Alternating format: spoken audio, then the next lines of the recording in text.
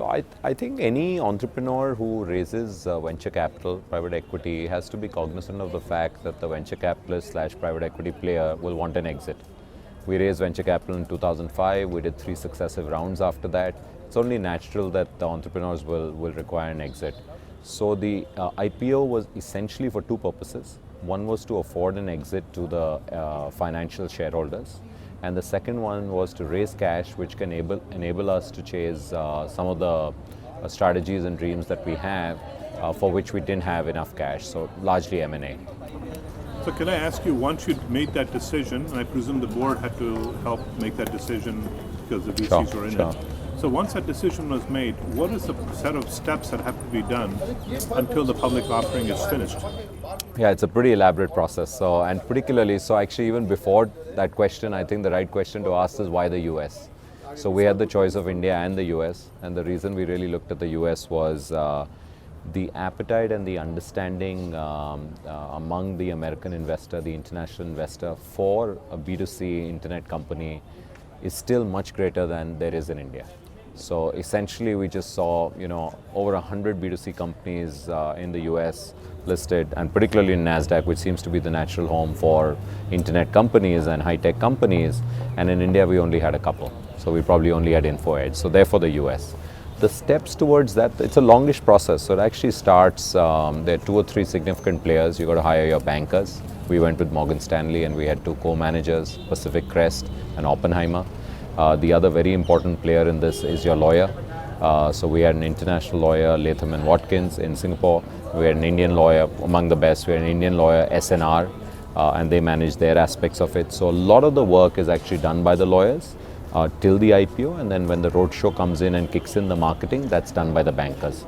The auditors are the very, very, very critical component to this. So the auditors have to start very early because we had to actually change our accounts into IFRS. So we had a choice to go US GAAP. We were Indian GAAP. We had a choice to go US GAAP, but after a few years, everyone in US GAAP is going to be forced to go IFRS. So we went directly IFRS, and we had to do that for the last 3 years. So we had to go IFRS for the last 3 years. The auditors had a whole bunch of work, and all of this has to be driven by the company. So at the back of this, obviously the company had to be pushing for all of this. So the entire process can take up to a year.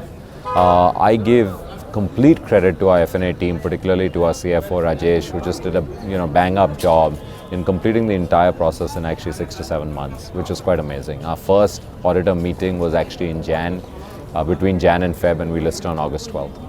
So may I ask you a little bit more granular steps there then? So once these parties have been selected to help you, there's a document that has to be produced.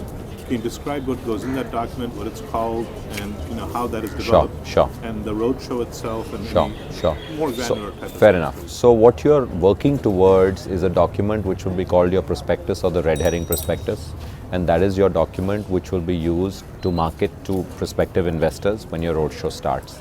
So that document is a very exhaustive document about the company, both qualitative and quantitative. Where it's quantitative, it talks about, like I said, the last 3-year accounts down to all the disclaimers, all the details, any provisions made, etc., just like you'd see in auditor's report. And the qualitative part talks about the strengths of the business, the strengths of the brand, the intangibles. You cannot give too many forward-looking statements. Wherever you give a forward-looking statement, you have to qualify that, but you obviously can't give projections as we know out here. That in our parlance is now called guidance. So on our first earnings call last month, we gave guidance. We gave guidance for the fiscal year, where we're going to end up on the revenue. And if you were to read the transcript of our calls, so firstly, all of this is public. So it's public on our site. We have an investor section, investor relations sections, all of it is public, as well as you can go on the NASDAQ site or any of the financial portal sites, Yahoo Finance, you'll get all of this is filed and kept there. The philosophy behind it is fairly simple. All investors need to know everything about the company before they should make an informed decision, the good, the bad. The risk section is pretty lengthy. As you know, it's a very exhaustive section, and that is where the lawyers will not pass it. So these lawyers, it's their neck on the line. It's the auditors, it's their neck on the line, besides the companies. The company's neck is of course on the line. But why do you have auditors who have put their neck on the line? Because of all the recent stuff that we've had. And the US process, I can say with confidence, is several degrees more complex and stricter than the Indian. So therefore you have to be all the more careful, accurate, precise and exhaustive in your reporting. Quick last question before we Sure. finish up with just a qualitative. Sure. I mean, the entire issue price, what is the offering price?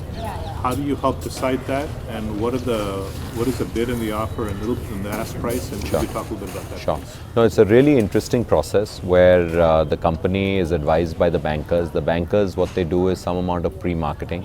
So they talk to a bunch of investors and get their sense on, what do they think will be the right price. Of course, the basis of all of this is the comps. So your comparative set, your peers internationally. For us, it was a Chinese company called C-Trip.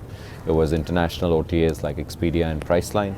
And you really look at your comps and you get some sense of the valuation, and then your fine-tuning of the price is basis. That is where the bankers' intelligence comes in, and then they give you a range.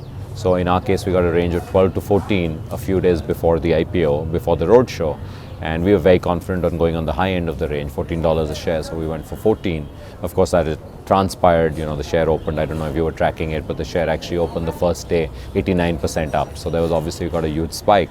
Well, it tells us something about our own judgment and the banker's judgment, but I think we wanted to be conservative. Also, I think the fact is it was a modest size issue. It was only 70 million plus green shoe 80 million, 80.5 million. So we had a lot of demand. We had a demand which was several times over, actually close to $1 billion in demand. So we had to allocate that. So really then it becomes a demand supply game. The share is now seems to settle at about the high 20s, but it did go up even higher into the high 30s. So. Last question for you. Sure. That you have a little bit of Thank time. You. That there are quite a few youth that obviously would aspire to be, somewhere near the league that you're in right now. And I'd like to ask you to send any type of messages about people that may not feel as much confidence to to do what you did. Sure. No, I did share a whole bunch of messages in my session in the morning, but just a couple of key things. I tell young entrepreneurs to get in to entrepreneurship for the right reason. Don't do it thinking it's for the pot of gold. Really do it for a right reason, which is building a special company, building a special service, something durable, something enduring. And enjoy that journey, and don't be fixated on the exit, and your chances of success will go up much more. It's easy to say, but I can tell you from my own example, it's been 10 long years, but if we look back, it seems like 10 very short years, and we've really enjoyed the whole journey, including the toughs, the highs and the lows.